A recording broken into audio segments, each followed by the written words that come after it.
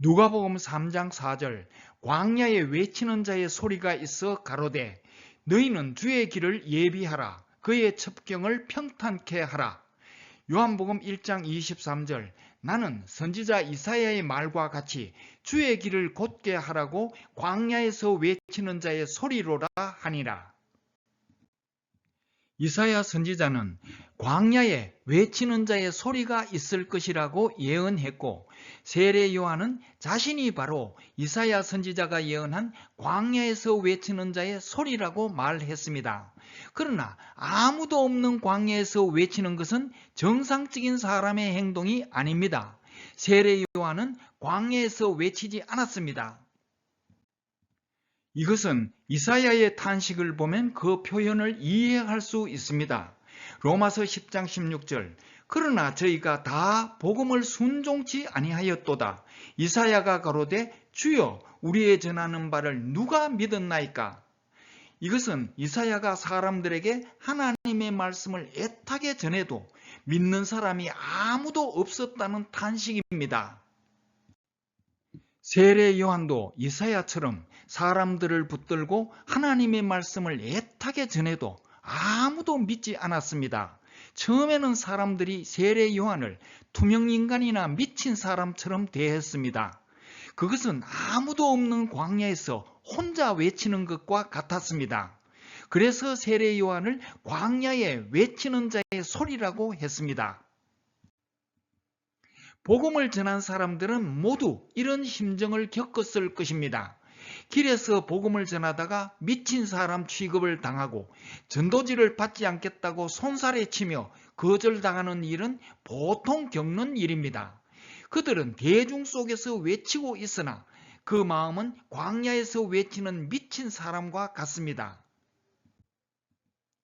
그러나 하나님은 그런 사람을 너무 아름답다고 감탄하십니다. 이사야 52장 7절 평화를 공포하며 복된 좋은 소식을 가져오며 구원을 공포하며 시온을 향하여 이르기를 내 하나님이 통치하신다 하는 자의 산을 넘는 발이 어찌 그리 아름다운고 어찌 그리 아름다운고를 달리 표현하면 예뻐 죽겠다입니다.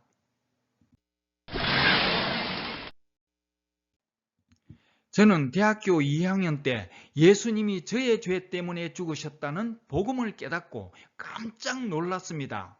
예수님을 마음의 주인으로 영접한 후 가치관이 변하고 인생이 완전히 바뀌었습니다. 제 인생의 전공을 복음 전파로 정하고 복음을 전하기 위한 수단으로 교직을 선택했습니다. 교직은 목적이 아니었습니다.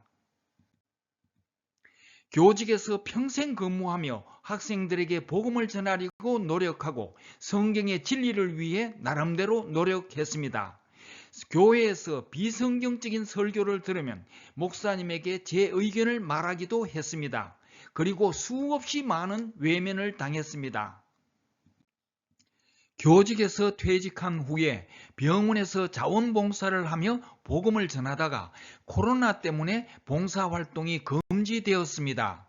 그래서 유튜브를 통하여 복음을 전하는 방법을 알리고 교회의 잘못된 고정관념을 고치려고 노력했습니다.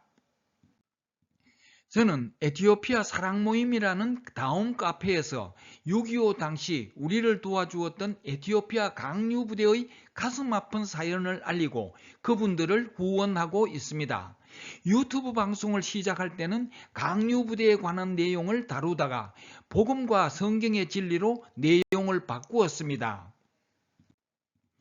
이제 유튜브 방송 100회를 맞이하면서 지금까지 제가 올린 동영상에 대하여 생각해 보았습니다.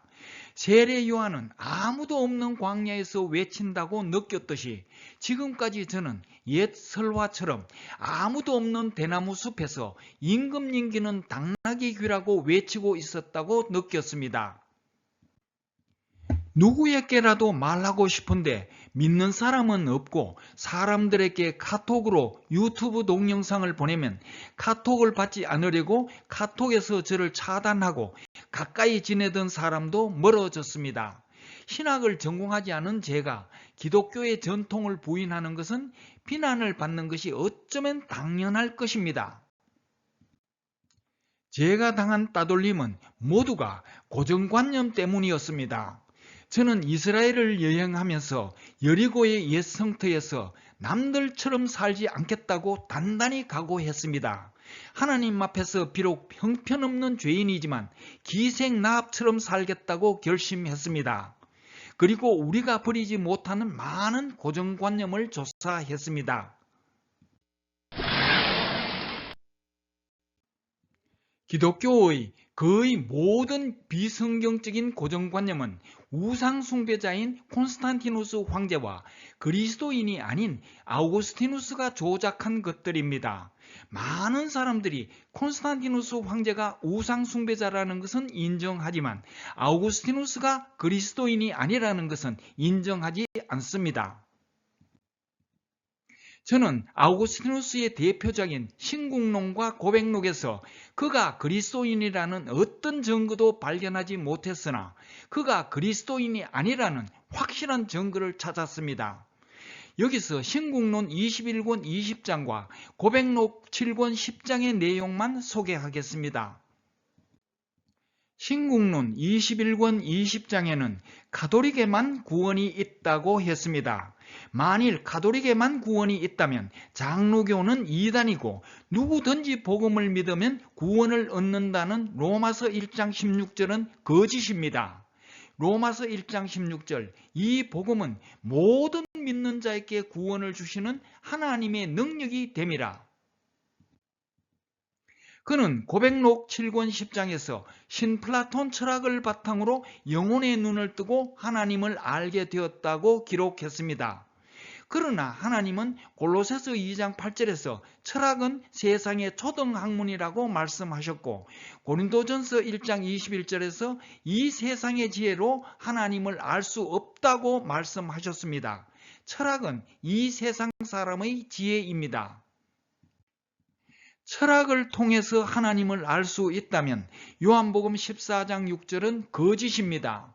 요한복음 14장 6절, 예수께서 가라사대 내가 곧 길이요 진리요 생명이니 나로 말미암지 않고는 아버지께로 올 자가 없느니라. 우리는 예수님의 복음을 통하여 영생을 얻고 하나님을 알지만 철학을 통하여 영생을 얻고 하나님을 아는 것은 아닙니다. 사람들은 아우구스티누스를 사도 바울 이후 최고의 신학자라고 합니다. 그러나 하나님이 사람이 되어 이 세상에 오신 분이 예수님이라면 사탄이 사람이 되어 이 세상에 왔다면 그가 바로 아우구스티누스라고 저는 확신합니다. 왜냐하면 그가 조작한 사도신경과 주일성수 때문입니다. 사도신경은 아우구스티누스가 AD 390년 로마 제국의 국교인 가톨릭을 창설하면서 조작한 비성경적인 교리입니다. 자세한 것은 네이버 두달돌 블로그에서 사도신경의 저자와 로마 가톨릭의 탄생 그리고 참고 영상으로 백인회 사건을 강력 추천합니다. 도움이 될 것이라고 확신합니다. 주일 성수는 아우구스티누스가 가톨릭을 창설하면서 안식일을 거룩하게 지키라라는 하나님의 계명을 주일을 거룩하게 지키라라는 태양신 숭배로 바꾸었습니다. 이것도 네이버 두달돌 블로그에서 주일 성수는 비성경적이다를 참고하시기 바랍니다.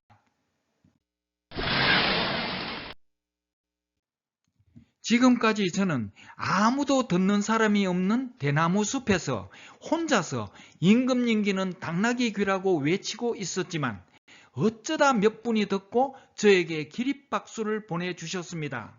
그분들에게 진심으로 감사를 드립니다.